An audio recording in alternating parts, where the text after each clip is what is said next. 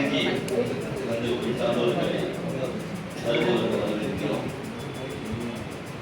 இங்கு நடுநாயகமாக இருக்கும் பிஎஸ்ஐயா மண்ணிலே மட்டும் வாழவில்லை, மற்றொரு மனதிலும் வாழ்ந்தவர் என்று நிரூபித்து சென்றிருக்கிறார். எல்லோரும் சொன்னார்கள், எனக்கு அதை செய்தார், அவருடைய புகழ் இப்படி, அவருடைய சிறப்பு தன்மை இது சொன்னார்கள். ஆனால் எல்லோரையும் விட எனக்கு சற்று கூடுதலாகவே செய்து சென்றிருக்கிறார். இப்போ அவர்கிட்ட கேட்டாலே அவங்க ஒரு 5-6 செஞ்சிருப்பாருன்னு சொல்லுவாங்க, நான் 7ன்னு சொல்லுவேன். இன்னொருத்தர் எனக்கு 10 செஞ்சிருக்காரு, நான் 11. இன்னொருத்தர் 100 செஞ்சிருக்காரு, 101. ஆக எல்லோருக்கும் செய்ததை விடவும் எனக்கு சற்று கூடுதலாகவே என் நெஞ்சிலே கூடியிருக்கிறார். கொஞ்ச நாளா சிஎஸ்ஐ அவர் காணோம். இந்த ஒரு வருஷமா தேடுறேன் நான், எங்க போயிட்டாரு அப்படின்னு. திடீர்னு பார்த்தா ஒரு நாள் வந்தாரு. அது கனவான நனவான எனக்கு தெரியல. அவர்கிட்ட பேசுறதுனால உருவான புத்தகம் தான் இது. அதுதான் நீங்க வெளியிடப்படுகிறது. நான் சிஎஸ்ஐ கேட்டு எங்கேயே போயிட்டீங்க, காணுங்கள அப்படின்னு. நான் மேலோகத்தில் இருக்கேன். மேலோகத்தில் எங்கீங்க? சொர்க்கத்தில் இருக்கிறேன். ஓ அப்படியா, சரி. அப்ப எப்படி கீழே வந்திருக்கீங்க? இல்ல, அங்க என்ன நடக்குது உங்களுக்கு தெரியணும் இல்ல. நாம வாழ்றத வாழ்க்கைன்னு சொல்லிட்டு கண்ணை மூடிட்டு பூனை கண்ணை மூடின மாதிரி நீங்க வாழ்ந்துட்டு இருக்கிறீங்க. அங்க என்ன நடக்குதுன்னு உங்கள்கிட்ட சொல்லிடுறேன். நீங்க புத்தகத்தின் மூலமா மக்களுக்கு சொல்லுங்க. அதன் மூலம் அறநெறி வளரட்டும், அறவழியில் மக்கள் வாழட்டும் சரி சொல்லுங்க. அங்க மேல வந்து எந்த அடுக்கில் இருக்கிறத சொன்னாருன்னா, ஒண்ணு நரகம், இரண்டாவது அதுக்கு மேல இருக்கக்கூடிய சொர்க்கம், அதுக்கு மேல இருக்கக்கூடிய தேவலோகம்.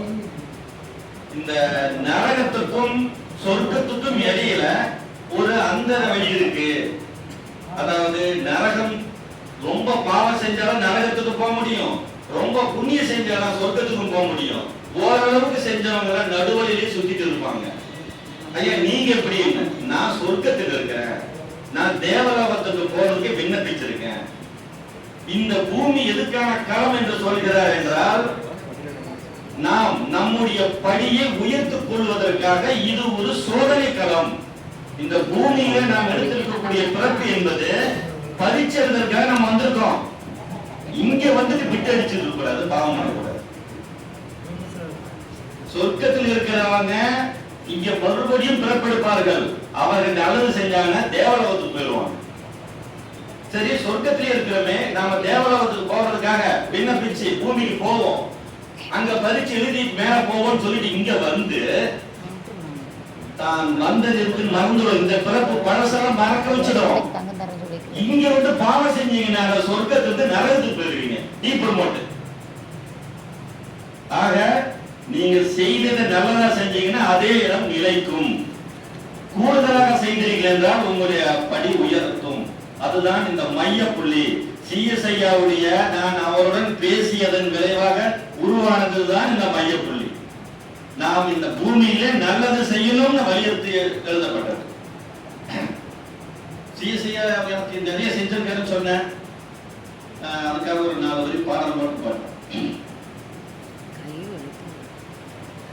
எங்கிருந்தோ வந்தேன், தமிழ் காக்கும் இவரை கண்டேன்.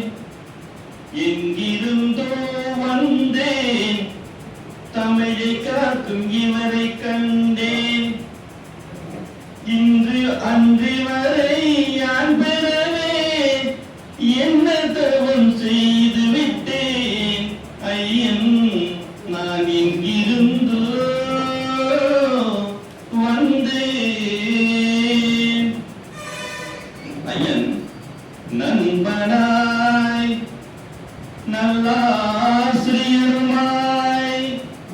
பந்திலே தெய்வமாய்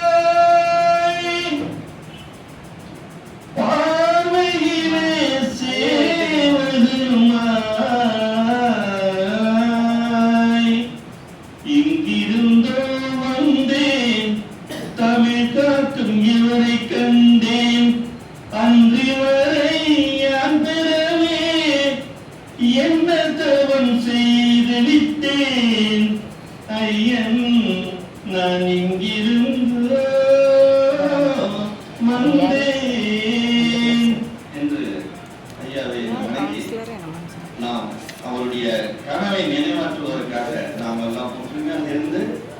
இலக்கிய மன்றத்தை இன்னும் அடுத்த நிலைக்கு கொண்டு சென்றால் அவருடைய ஆன்மா சாந்தி அடையும். அவர் அந்த வாழ்த்துவார் என்று கூறி விடைபெறுகிறேன்.